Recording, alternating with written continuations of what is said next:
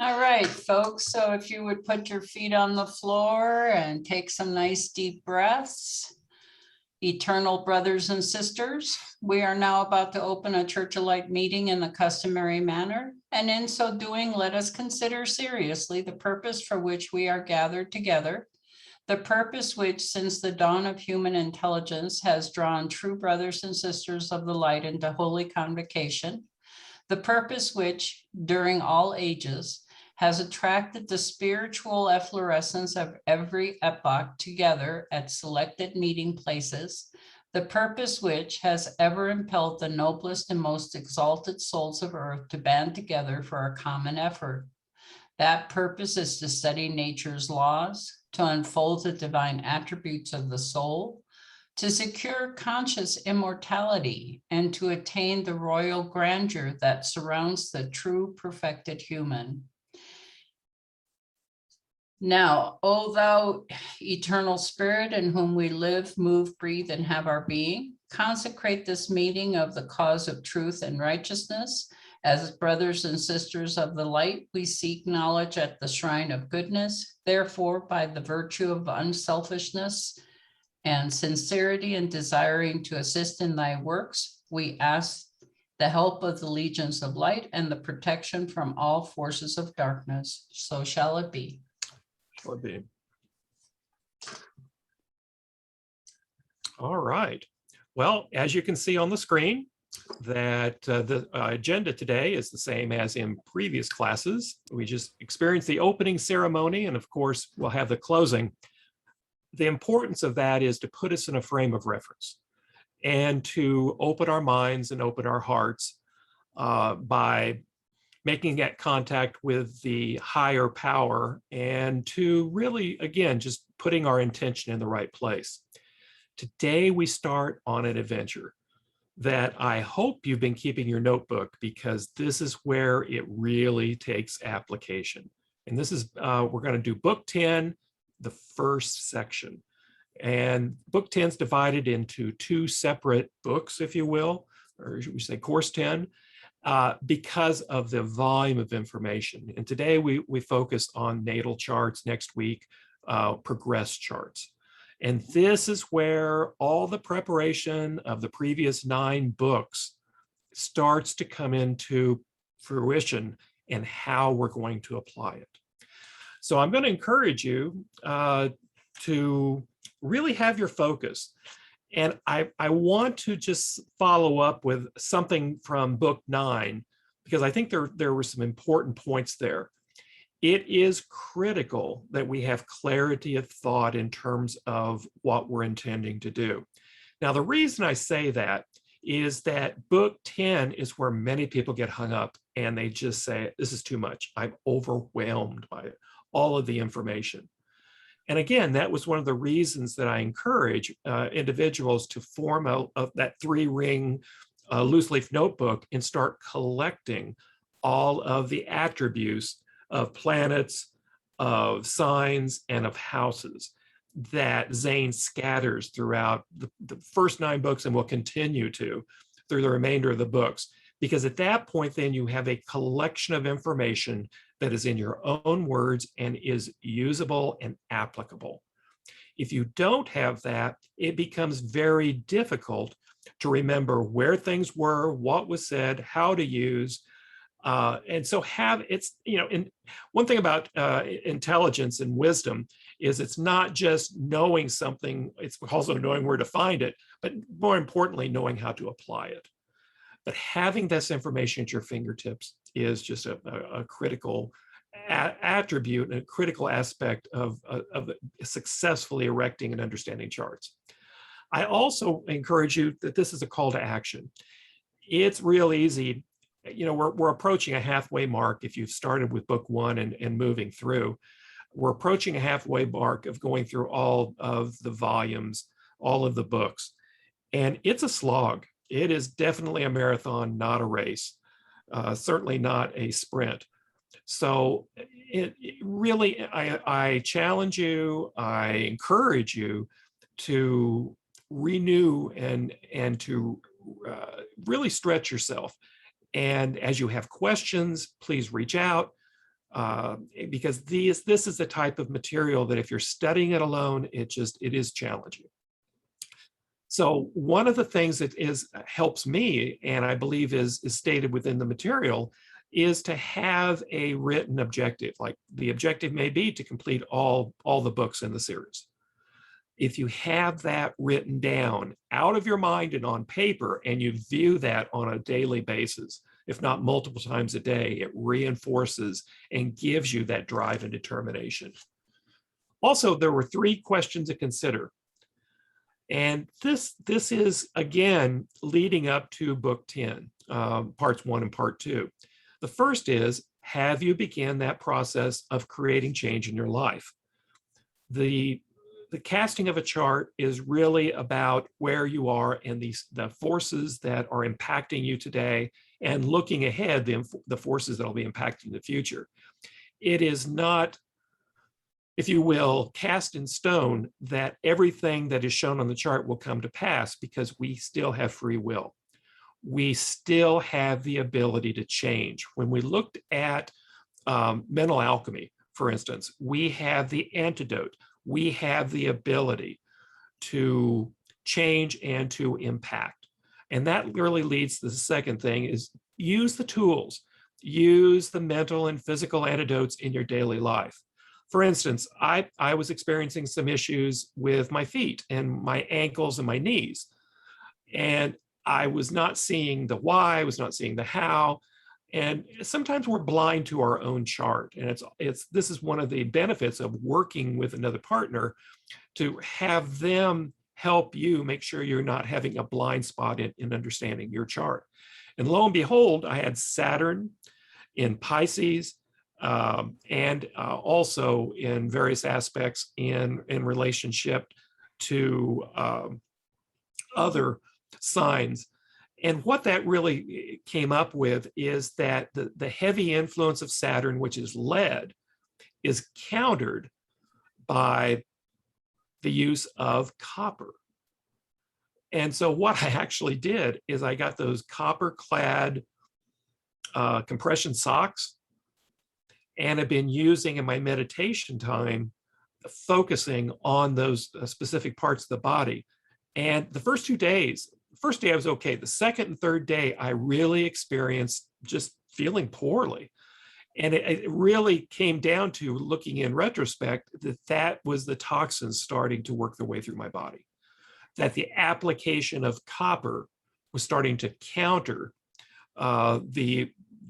if you will, the impact of the lead influence, because lead is a deadly poison to most life. So whether that be on a spiritual or on a physical nature, you can use these things to really improve your health. Later on, we're going to have a whole book that's going to be focused on medical astrology. And this is a specialty that is fascinating. It is very challenging. But just know that there is another aspect of information, another avenue of information that can be received. The other thing is, and the last point is, are you changing your thoughts? Are you focusing on making sure your thoughts are consistent with a life you want to have? If you are constantly in a negative or a situation where you find yourself downcast, or that you find yourself anxious, focusing on changing those thoughts to the life that you want and the life you expect can have dramatic impact and influence. Again, also making use of the mental alchemy and the mental antidotes that we have available that other people are just not aware of. We have insight. We have tools that we can be able to do. All right, so let's think a little bit about the process of understanding the inner and outer plane influences. Remember that we work on 2 levels. We work on the physical plane, but we also work on, if you will, the spiritual plane that other people may or may not be aware of. This volume is focused on natal charts. Next week, we'll be talking about progress charts. We want you to make sure, I strongly encourage you, if you haven't started, start now. Get that 3-ring loose leaf notebook and begin collecting all of the different information regarding the planets, signs, and houses. The reason for this is that Zane, again, scatters this information throughout the books. And as you're able to collect this in your own words, the more that you'll be able to have an impact, the more that you'll be able to, if you will, shortcut and be able to have more accurate information the first time around. Also, if you haven't done it, I really encourage you to buy the Church of Light Astrology program. It is different than other astrology programs. It's also more reasonably priced. It will use, as we'll talk about more next week, the calculation of astrodynes, which gives us the way of prioritizing the various aspects on the chart that are more important than others and why. And lastly, start creating charts and building your skills. I can't emphasize enough that the more you do it, the better you get at it. And you start out simply, and I'm going to give you some formulas and some things to take a look at to just start. And as you start, you're going to find out how that more information will come to you, and your comprehension will really increase dramatically as we go. All right, so these books, this book in particular, and next week, are so packed that literally we could spend a whole section on just one chapter. So I'm going to really summarize the things that you need to focus on and some things that you need to do. Chapter 1, which is serial lesson 103, is focused on the first 3 decanates. And I strongly encourage you to copy that information into your notebook in the appropriate place. As you can, reword this into your own wording so it makes sense to you. Also, on page 4, which should be, depending on which book you have or which edition you have, the outline of complete astrological readings is a 7-step process that, again, I cannot emphasize enough the importance of consistency. The more that you do things the same way each time, the better at it you get. Now, I've been asked, and I even had the temptation of looking at other materials other than Zane's. I was encouraged to not do that, and I'm going to encourage you not to do that. Focus on learning this system inside and out. After that, you have a basis of comparison to be able to examine and say, well, I think this can be incorporated into methodology, whereas it's another thing may not be. If you start at this point looking at other materials, I assure you it will add confusion, not information. There are so many different ways to put together and understand a chart that learning the system that Zane has set up that is being propagated by the Church of Light, I believe is the best. I have found it to be the best, and I found nothing better. But until you learn it, you have no frame of reference to be able to make that decision. So I encourage you to follow those 7 steps found on page 4. That process is very critical, and we're going to come back to that. I also want to make sure that you set expectations, not only with yourself, but you set it up with the person you're working with. One of the 2 most important things that he talks about is to tell them about what are astral influences. What does it mean? People will not comprehend the language we use if you use buzzwords. So when we talk about astral influences, another way to explain that, as will become clearer as we go through, is talking about electromagnetic or gravitational influences in our lives. Those are the astral influences. So I rarely use, when I'm talking with someone who has not studied the material, I rarely use the word astral. I think that may connotate something else to them.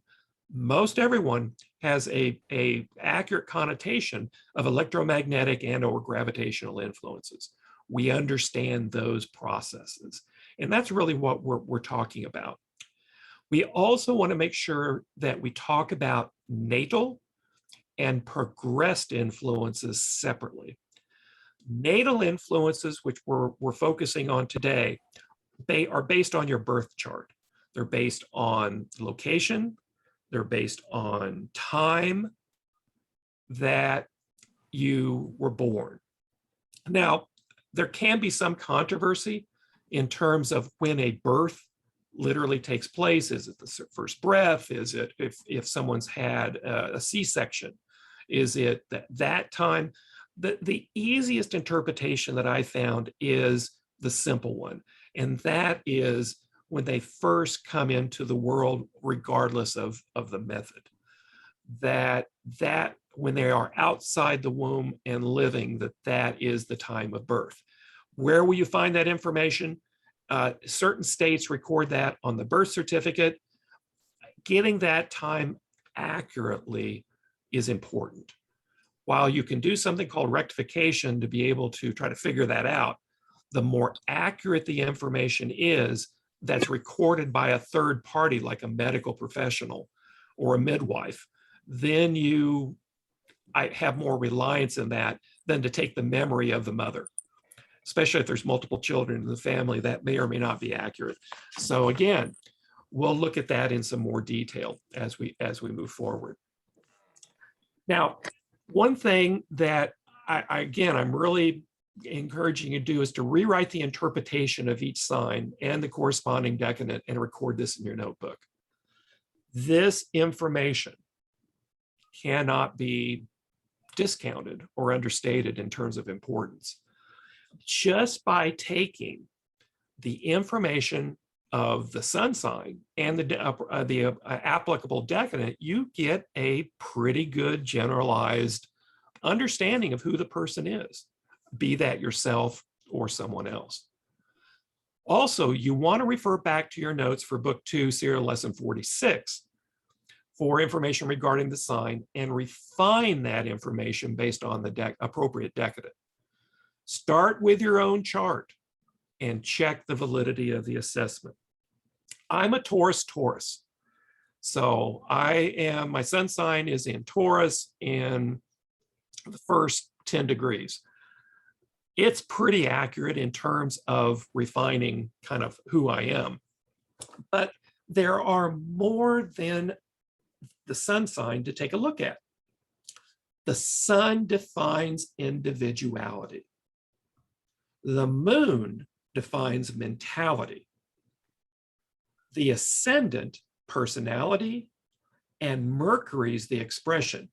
Now, for those of you who have your books, if you turn to page 26, if you have that chart in there, and where that is, that's the beginning of chapter 2, which is serial lesson number 104.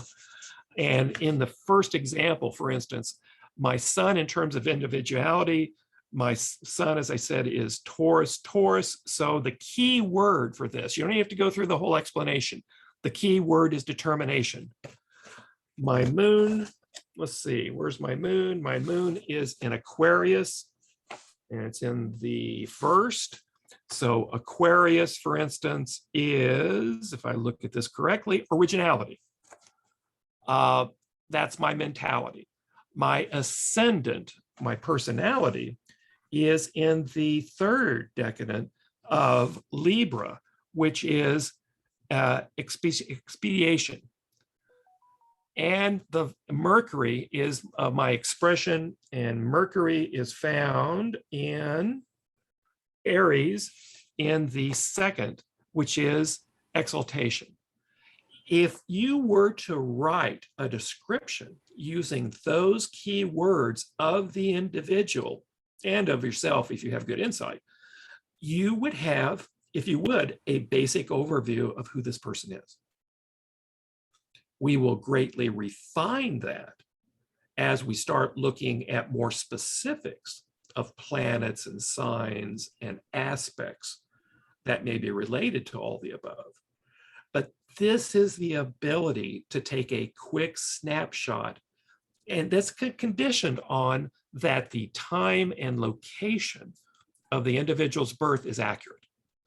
If it is off, then these may not be consistent, particularly when you're looking at the moon and Mercury, or even the sun, or how the ascendant is set. All of these taken together give you the ability to make a quick snapshot of an individual. Chapter 3, it's really important to understand the person in the context and the situation they're in. Potential and influence does not mean that something will happen. For instance, I was looking at, and that's why divination is so, and we'll talk about that in book 11, but divination in itself is so uncertain because all it is a possibility. It does not mean a certainty. I was pretty convinced that an individual wouldn't call me until the next day, but they called me that same day. That was one of the possibilities based upon some divination techniques of tarot and of using dowsing, but it wasn't a certainty. So just because you see something does not mean that it will occur. There are so many intermediate circumstances. You can look at the present, and if there's no change made, these are the influences that are a likely outcome. But just remember, because you see things doesn't mean it's there. One of the things that's really interesting is if you look on page 50, if we start looking at stature and appearance, there's 4 rules that apply that I just find fascinating. I have found some deviations from these, but there is a consistency based upon the information that he relates in these rules. You may need, again, to take variations because of ethnic or other cultural considerations, but when you apply the rules within the context of who the person is, you're going to find whether they have a darker or a lighter complexion based upon the norm for their society.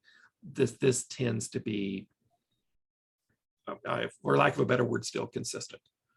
Just realize that these are not absolutes, and things can certainly be different and change.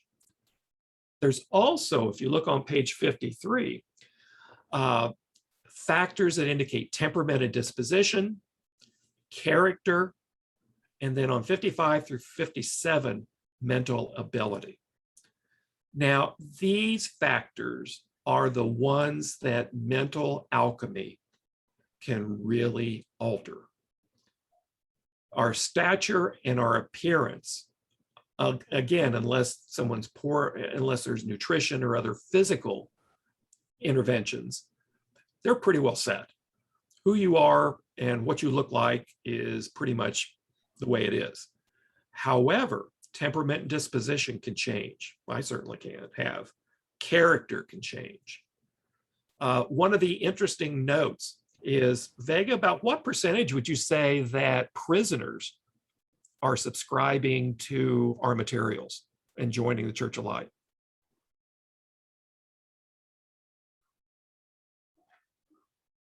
Vega? That's a good question, Alan. I don't know the answer to that. But I bet it's like 10% maybe. Yeah, it's, I would agree. I would agree. It's between 10 and 15%, based on the month. Yeah. Yes. This is, I think, if nothing else, an acknowledgement that these materials change people's lives. Otherwise, why would people in prison continue to order the materials? They do it not based upon what someone's told them, they base on what they see. And as we talk about, as you may experience and apply these various solutions, you will see changes in yourself, or other people will see changes over a period of time. Also, mental ability. It's interesting. We think of mental ability as something being very static. Frankly, it isn't. In biology, it's called elasticity of the brain. that we have the ability, the brain still has the ability to grow and to change. The more we use it, the more we get out of it. If it is not exercised, much like a muscle, then it will atrophy just like a muscle. So we do have through these for temperament, disposition, character, and mental ability, we have the tools to be able to affect meaningful change. All right, so on pages 56 through 63, a whole nother element of areas that you really want to rewrite and add the information regarding the signs and planets into your notebook. I again cannot emphasize that as you reword it, that you are incorporating it into your thought process, and it starts to begin to make a difference. Copying it verbatim is not, it's important, but it is not as powerful, because effective change is when words are incorporated and concepts and ideas are integrated. And as you attach a meaning to it, as you attach an understanding to it, then your life begins to change. Now, chapter 4 will be discussed in later books in much more detail. But I want to emphasize today that the electromagnetic influence that is upon us is represented by aspects between different astral bodies. So we in ourselves are receptors of this electromagnetic and gravitational influence. We are, if you will, aerials that receive this information based upon what is being propagated into the universe. At the time, this is 1923, 1924, when Zane was writing this material. If you look at the dates on these serial lessons, it's only been the last 5, maybe 10 years, but certainly the last 5 years that science has been able to document this. One study that came out last week, which was fascinating, is the documentation that humans have the ability to gravitational locate. Now, what that means is that we obviously know that birds migrate. Certain sea turtles and other mammals will change their location, return to breeding grounds, will do all these things and seem to have a GPS system built in based upon the Earth's gravitational field and the electromagnetic and the influence of the various moon, the sun, and other astral bodies. This showed that our gut and our brain contain bacteria that are magnetically influenced. And it's a symbiotic relationship. And it works in the same way that it works in the animal world. If you want a copy of a couple of different studies, let me know. I can get them to you. It's fascinating because what we're seeing is that, yes, indeed, we are influenced by outside forces. And with the occurrence that is a cyclical reoccurrence, we're seeing a weakening of the Earth's magnetic field, which is starting to disrupt migrations and changing migration patterns. It's also affecting life on this planet with even humans. So this is foundational. We are electromagnetic. We are influenced by electromagnetic and gravitational sources around us and external to us. So when you read 73 through 76, bear this in mind, that we are receptors and that we are impacted by this. Now in 76 through 80, again, incorporate this information on the house and planets in your notebook. One of the reasons that this is broken into 2 volumes, by the way, is the amount of information that needs to be assimilated is just ginormous. We have a lot of things that we need to know. Page 80 through 84, talk about disease and planet association. Again, there'll be later information courses given. At the last conference for the Church of Light, where we were all in person, there was a presentation on using the chart, the natal chart and progress chart to look at disease conditions. And it was a fascinating presentation. This is a specialty that you can later on explore after you complete the materials.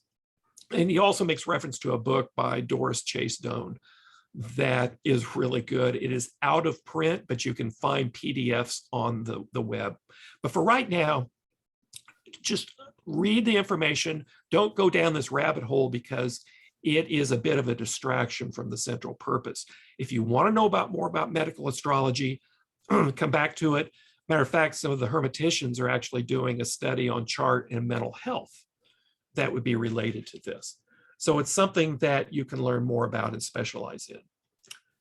All right, chapter 5, attitudes, abilities, and vocations are really influenced and are impacted by the most powerful houses and powerful planets associated with those houses. How do you determine that? Well, one thing we're going to talk about more next week, or excuse me, next class, is that the use of astrodynes. Astrodynes can be either positive or negative. They can be either I'm not going to use the word good and bad because that implies a moral judgment, but let's just say that they can have a positive or negative influence. Focusing on the ones that are the powerful in both categories of positive and negative give you insight on the places that you can either enhance a positive situation or that you can help to correct or minimize a negative. This is something that separates us in how we look at charts from virtually anyone else. Now, were astrodynes something that Zane invented? The answer is no. Matter of fact, the original word was cosmodynes. He was one of the first, though, to use them and to be able to provide the calculations to be able to do this. In the next book, we're actually going to get into how to construct and how to cast a chart and how to calculate these things. It really comes down to circular geometry. Another word is trigonometry. So the application, for those of you who've had trigonometry, this is the reason why you learned trigonometry, was to be able to look at circular geometry and understand how things relate to each other. So again, that's coming up. But remember that there are these things called astrodynes that help us look at what's important and to focus on those things rather than being distracted. There's also on page 99 through 100, 3 factors in business success. He also makes reference to information that is available on the Church of Light website in terms of what are the best vocations and what astral signs would indicate vocations. I found that to be fascinating. But again, don't get distracted by that until you have formulated all of this information. Factors in making money for those who are successful in acquiring material wealth and those who are not, and some of the reasons related to that. Chapter 6, Serial Lesson 108, on character variations. This relies heavily on the information found in book 6 and book 8. You will be, again, if you've built your notebook, you'll have all this at your fingertips. Otherwise, you're going to be going a lot back and forth, because this is where we really will apply mental and we will apply spiritual alchemy in a very meaningful way. Also, look at pages 118 through 120, because you're going to want to add that, as well as situations found in 120 through 126. All of these become critical and meaningful. Now, for those of you who are in or looking at intimate relationships and partnerships, because they're interesting enough, business partnerships are kind of treated the same way, or friendships. He looks in Serial Lesson 109 on the 4 factors for success in marriage, whom and when to marry, and in other areas. Now, it's interesting. Remember, Zane's a man of his time. We're talking about here in the 1920s, particularly. Alternate lifestyles or relationships outside of marriage was not considered the norm. Today, more people live together and have what he would have called common law marriage, where they're sharing their life together in terms of really a committed partnership. These same rules apply. Marriage is, again, a term that you probably could best define as committed relationship. So however you do that, however your relationship is, just know that there are some factors that certainly enhance or distract from those things. All right, so general rules to follow. These are sharpened by actually making charts and building charts. You want to gauge the power by planet distribution. Now, this was in book 2 that we started talking about. All of these, how the planet, how many were above the ecliptic, how many were below, how many were to the left, how many are to the right, and the significance of those. We also want to evaluate the quality of the planet's positions and consider the ranking of the elements: fire, earth, wind, water, and the significance that was communicated in book 2, book 3, and then followed up with more information here. These give you greater insight to the individual and the issues that they may be dealing with, or what they can do to enhance their situation. It's also important to examine which houses are occupied by planets. If a house is not occupied by planet, that does not mean that there's not influence. All it means is that the house, that the native planet for that house where it is occupying will have an impact. Note what planets are in which houses, note which planets are not in their own sign, because there's that association as well. So as you can see, there's an intricate spider web of interdependencies and relationships that are formulated by where things are located. That's why 2 people born at the same time, though in different locations, will have charts that can be dramatically different, and the individual personalities.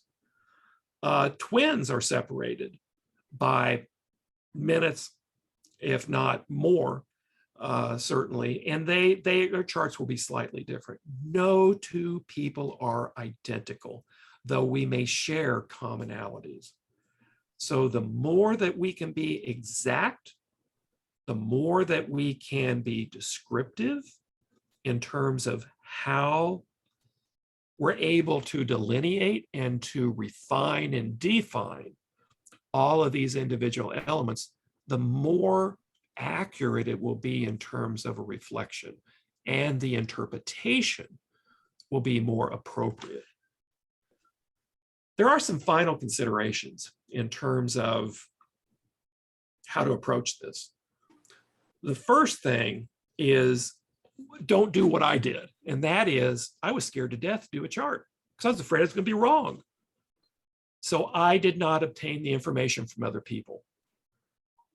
Folks, let me tell you, the only way you get better is by looking at a variety of different charts. If you're only looking at the same chart, especially your own, over and over again, you will not see the variations and you will not learn all of the intricacies. So please collect this information, cast these charts, construct these charts, and begin at least the initial understanding by the rules that we are talking about here, so that we can build this information and start understanding what applies and how. The second is to understand that the first time you do a chart, it'll probably take you hours. Just to even do this simple approach of looking at the various relationships and starting to understand, if you will, the generalities. But the one thing I can promise you, the more you do, the quicker it becomes, because then you start understanding. I also spend time meditating before I start doing a chart.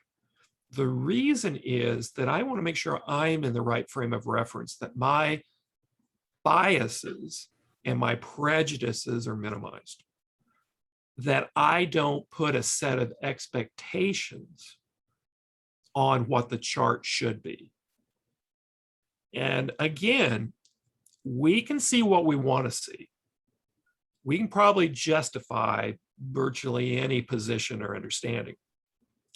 Minimizing that is crucial. You want to see what's there, not what you want to see there. That may mean that you will receive impressions, that you will have feelings, that you will have indications. While you want to listen to those, make sure you find confirmation, and usually in more than one way.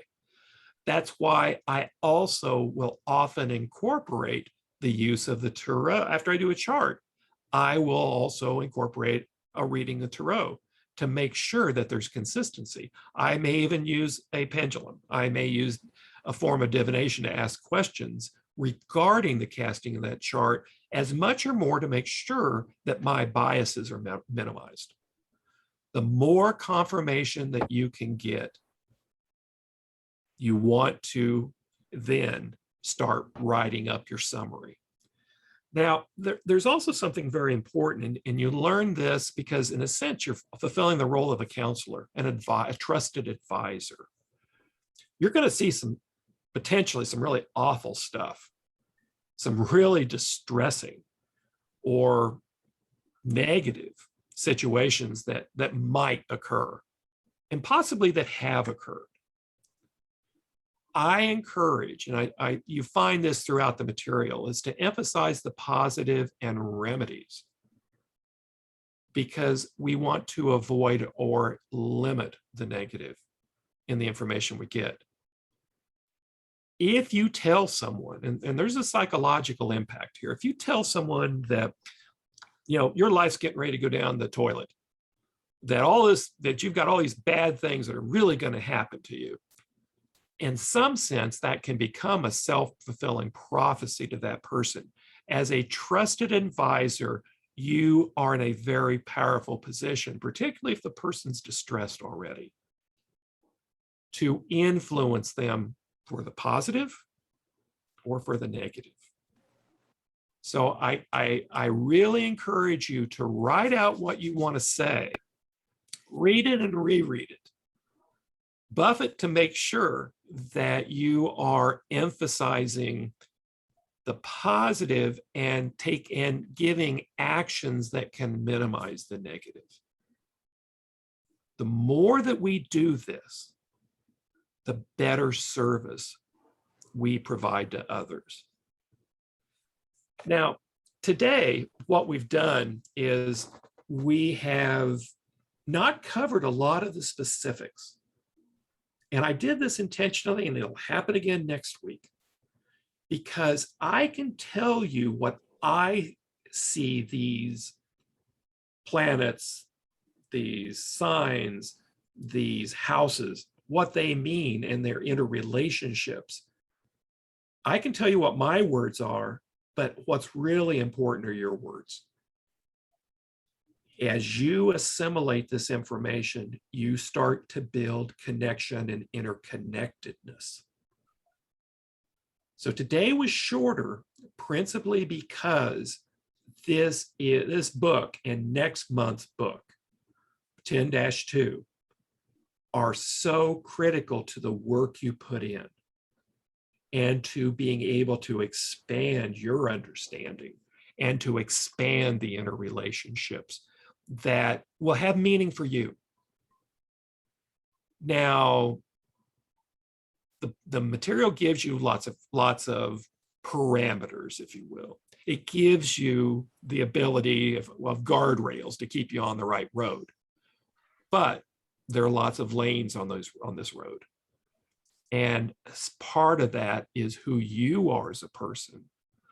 So understanding yourself, even starting with your own chart in particular, and beginning to have deeper insight as to who you are, what your limitations are, what your biases are, what your prejudices are, will help you in terms of not passing those filters through and influencing what you say and what you do for others.